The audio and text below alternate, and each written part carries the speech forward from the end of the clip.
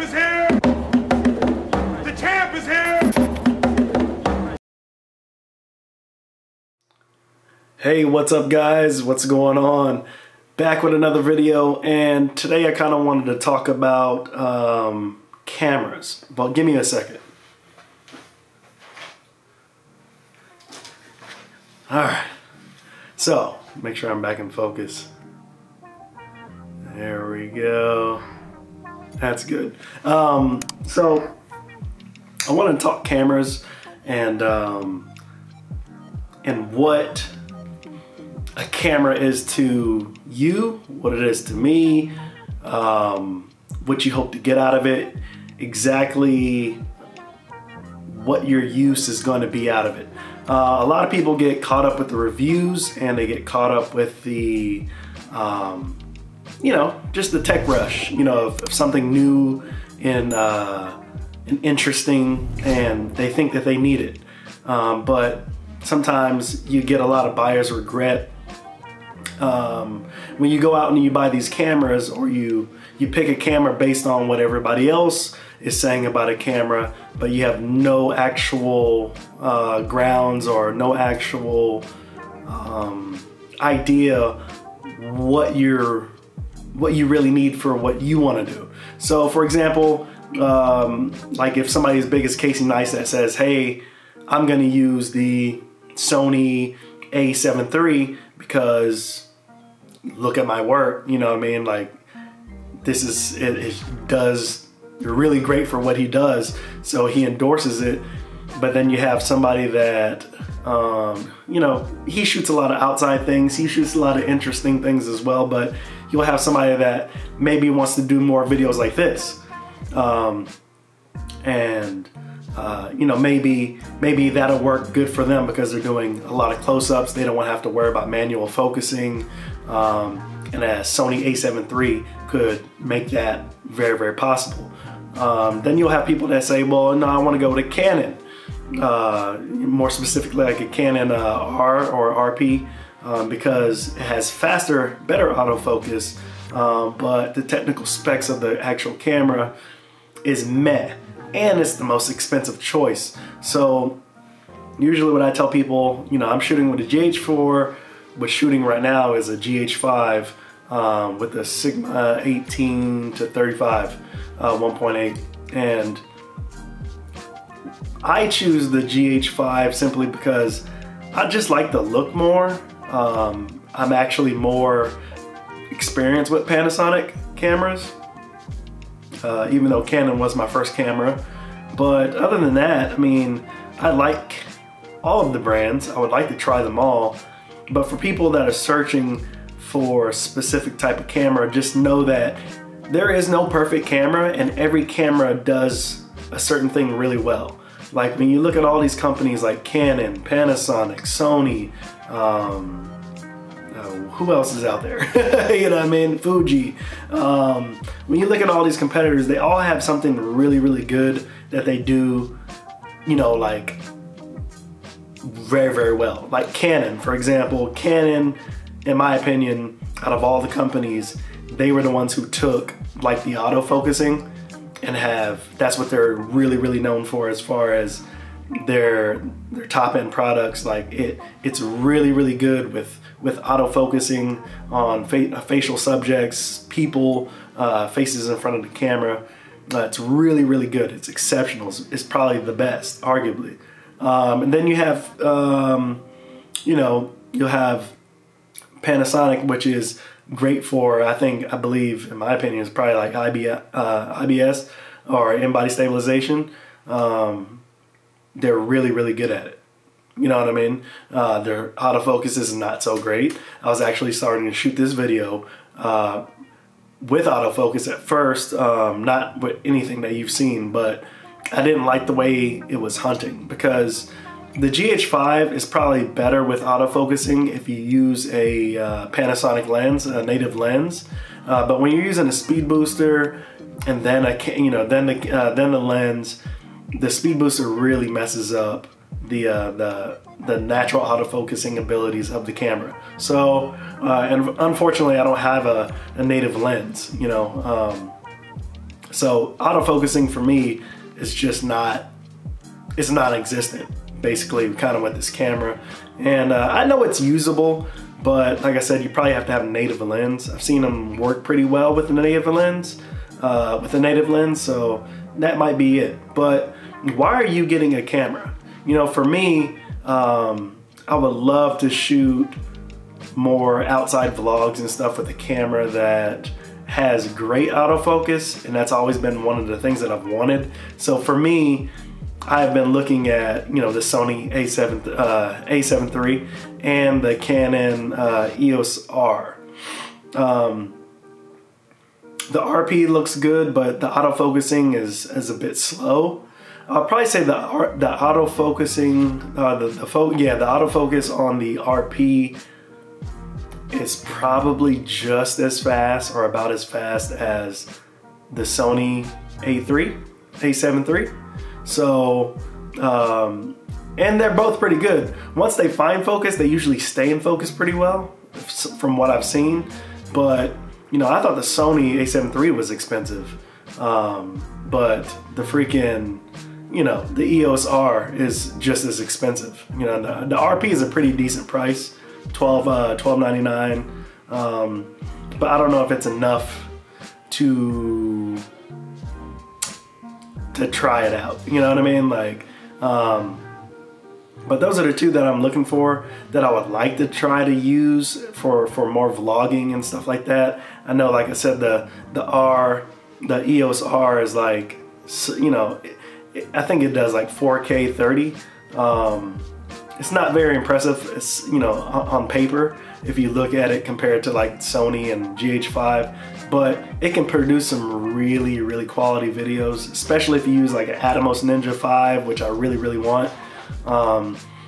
You know, if you can record ProRes the way it does, I mean, the footage looks crazy. So trying to get the best out of your equipment that you may already have is probably the best priority before upgrading. Try to do everything you can with what you got first before you start making changes, because sometimes when you upgrade too quickly, you will see that at some point you'll realize, oh damn, I could have did that with my other camera, you know what I mean? And that's kind of the dilemma that I'm in right now. Like I said, I've been shooting on Panasonic gear for a while now, and I'm getting that itch to go back to Canon or to try out a Sony, because like I said, in the next 5 or 6 months, I'll be having I'll probably have a I will have a Sony FS5 Mark II. So I'm in that dilemma where it's like, okay, I'm eventually going to be using a Sony. I know this. Should I just go ahead and adopt Sony full time now and start getting used to Sony now, or do I still keep my workflow, which is pretty light at the moment? Should I keep the variety, you know what I mean, for special shots? Because one thing I don't want to have, I don't think I'll have regret getting either one, but what I don't want, I guess, is to sell off all my gear, adopt another one, and then kind of be disappointed after that little honeymoon phase when you get something new and you get into the frustration. You know, you get into the frustration of working with new hardware, learning the menu system, you know, things like that get really frustrating when you're trying to produce a certain look and get a certain vibe to your videos that you have in your mind, and you're trying to manifest it when you can easily do that with, you know, your older gear, because you know it so well. So it's important to pick out a camera that you know you get very major concerns out of the way, you know, before you just make a purchase. So if you say, okay, like for me, for vlogging and stuff like that, instead of using the GH5, GH4, I would love to use a system that has great autofocusing, you know, good dynamic range, and overall it's gonna look crispy as hell. And you know, if I can get that, then I will feel much better about using that product, instead of trying to make the old stuff work the way I want it to and not really getting the result that I need. You know what I'm saying? So do that. Identify the needs that you want, that you have, that you need. Identify all the things that you really want in a camera, and then try to narrow the playing field by looking at the pros and cons of each, comparing them all. And when you do that, I guarantee you'll feel much better about the purchase that you're gonna make. I would say in my personal use of both of these cameras, I would say that, oh, sorry, kicked the camera. I would say that it has come down to me, the next possible step to getting the best video that you can would probably be to look at the focal lengths at which you film. So for example, if you're a vlogger, you know, you probably want something pretty wide, but not distorted so much, and you want to be able to capture more than just your picture profile or your portrait. So you would probably look at something along the lines from a 10 to a 10 to 20 range, millimeter range, which is very, very obtainable. You know what I mean? That's the kind of look that you want. If you were a product reviewer, you know, you may want to look at some of the more extended ranges as far as lenses go, from 35, 25 even, and higher. Because you'll get those really nice macro looking shots with the, you know, with the bokeh in the background, blurry, get a nice sharp lens or something, if that's what you kind of want. But try to cover all your focal lengths should be what you should try to do. So being able to cover a focal length from a low end all the way to a high end, right? So for me, for example, I have the old Panasonic, what do you call it? The 7-14 on here, the little shorty. And this, like I said, is a 7-14. It covers everything. I can like put this right here and it will show a lot, you know, and it won't look so distorted. You know, it looks very, very good. There's a faster version out, obviously, from Olympus right now, but not worth the money in my opinion at the moment to get something like that. It's really sharp though, so I've still got my eye on it. The other lens is what I'm filming with right here. The what is this? What is this? Oh yeah, the Sigma. I'm about to say Samyang. The Sigma 18-35 1.8. Super awesome lens in my opinion, and that covers that low to, you know, 7 to 35 millimeter range, you know what I mean, for me. Plus you got the speed booster, so you know, it gives you that little bit extra extra wide. And so now, you know, kind of what I really want, what I'm really gonna get, is actually, I'm waiting for it. This lens is great for vlogging, but it's not really great for like quality shots. You know what I mean? Like it's an f4, I believe it's an f4. So it's not very sharp. Like it doesn't have that crispy look.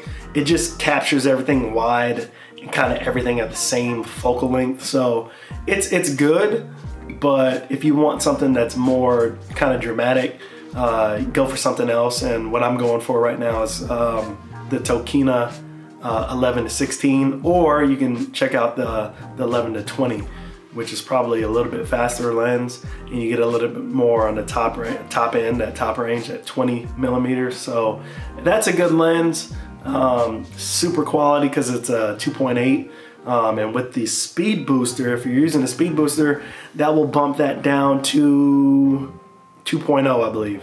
2.0 is what you'll be able to film at. just like with the 18 to 35 Sigma, it's a 1.8 lens, but since I'm using a speed booster, I can, you know, get it all the way down to 1.2. You know what I mean? So it's really good to have all your links covered, and different types of lenses for different types of looks, obviously, that you want. Some people like just the wide open look, and it does look good, especially if you get a Joby pod. But like I said, depending on the look that you want, it's going to determine what kind of lens you should be looking at. So, you know, it is what it is. These things can get really deep really quick, but the first thing you really just need to do, like we were talking about, is just identify what you want out of a camera, and then that helps your selection process that much easier. And then you can get into lenses and the type of look that you're looking for, and that will lead you into your journey of being a camera and lens whore. So other big thing that's really important if you're going to be filming indoors is your lighting. Right now I'm using the, let's see, can you see? I'm using the Falcon Eyes. I believe it's the 28. I got the SO28TD. Remember that. And it's on, I think it's on about close to about 3,000 Kelvin, and nice light. You know, you can go all the way up to 5,600, and I think it's only on like 30% power. So this thing is pretty cool. I'm going to do a review on it. There's plenty of them out there though if you want to see it. I'll do a quick review on it at some point when I'm filming, probably with this little guy, and get you to look at that as well. So, you know, lighting is everything, and right now I was waiting on this light because before that I had no other lights. Like it's just, I got rid of my old, super old lights that I had in Germany, got rid of those, and I'm in the process of getting another one. So I need to probably get an actual soft box that puts out a decent good light that can match and help me with this Falcon Eyes, or get another Falcon Eyes one, you know what I mean? So I was actually concerned about this one because this is the smallest one that they had. I think it's about 12 inches in diameter. They have two more sizes. I think it's like a 48 and a 60 or something like that, but they get quite pricey. This one was like about $189 off Amazon. The next one is about $3 something, I believe, and the biggest one is about, I think it was around like $500. So, you know, I'm happy with what it does and what it can do. So, you know, that's a big help, but I would like to really get, you know, a different variety of lighting. So probably gonna be ordering another 1 or 2 lights possibly here soon, and see how that works. But hopefully you guys have got a good understanding of what you should kind of look for with your own creative style, shooting style, to find out what kind of camera you like, and what kind of camera you want. And I would also suggest, which I'm probably gonna do here in a little bit today, I ordered my lens, my 11 to 16 DX2, and it was supposed to come today. It got delayed, so it's gonna come on Monday. I'm pretty disappointed because I'm so excited to shoot that lens. But I think I'm gonna go to the camera store and actually rent some gear, because there are some lenses that I want that are really expensive, and I don't want to save up all the money, buy it, and then not like it as much as I thought I was gonna like it. So I would suggest you go rent some gear before you buy it, just so you can test it out, you can know what you really want, you know what I mean? So that's what I really want to do. I'm gonna check out maybe some native Panasonic lenses and check them out on this, you know, on the GH5, and see how they work, because native lenses should probably work better than you know, other lenses. So we'll see if that is the case. Probably gonna try out like a 12 to 35 just to see, you know, if it's really good. So yeah, it's gonna be fun. But yeah, identify what you like in cameras, and that's how you narrow down your that's how you narrow down your selection process, and you'll ultimately be happy. You won't have buyer's remorse. It's important. Buyer's remorse sucks. It's nothing worse than buying an expensive piece of equipment and then realizing that it's nothing that you thought it was gonna be. Just my 2 cents. But anyways, guys, I'll catch you later. Oh, and before that, so I think somebody asked me yesterday what microphone I'm using. This is the Rode NTG2. So hopefully it sounds good. Running it through a Tascam. I probably need to go back and look at the settings all over and change the settings up, but I usually don't mess with any of the audio in post. I probably should, just to get every bit of quality out of it, but by itself it's pretty good, I think. And you know, for vlogging, obviously I don't use that, but for vlogging I use this little guy. I can't remember if this is the Rode mic, video mic, or the Rode Mic Pro. Like, I don't know which one it is. I really don't remember.